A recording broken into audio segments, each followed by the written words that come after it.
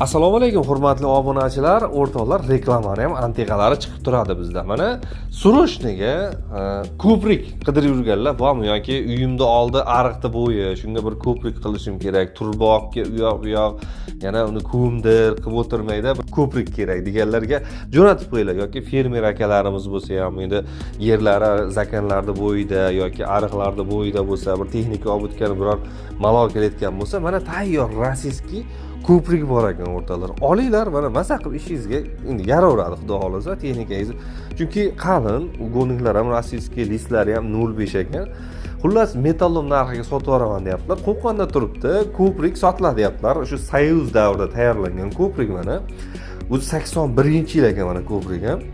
Eni 280 ekan o'rtoqlar. List qalinligi 0.5 lik, ugonliklari ham 5 ga 7 ekan o'rtoqlar.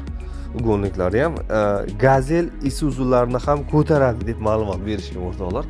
Mana puli metallom narxida kilosini 4000 so'mdan sotib olishaveradi kilosini. Tortib deb aytibdilar. Xolasa mana 8 millionga olib ketishaversin deb aytibdilar mana.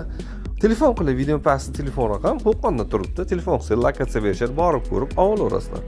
Shu reklama o'rtoqlar, sizlarda ham sotiladigan texnikalar bo'lsa, tepada raqamga menga murojaat qilasizlar, bilasizlar. Har xil mana ko'prik ham chiqarishyapti, mana ko'pchilik sotib tashyapti texnikalarni. Mana buyurtma berib menga chiqarib beramiz chiroyli qilib, ha. O'rtoqlar, tayyor qulay narsada mana shuni o'rnatib qo'ysangiz beminnat xizmat qiladi yoki birorta mahallangizga ham bunday qo'yib ko'prik qo'yadigan joy bo'lsa, xudo xolasa o'rnatib qo'ysangiz ham savob bo'ladi ancha mana. Shu olinglar, tayyor. Boshqacha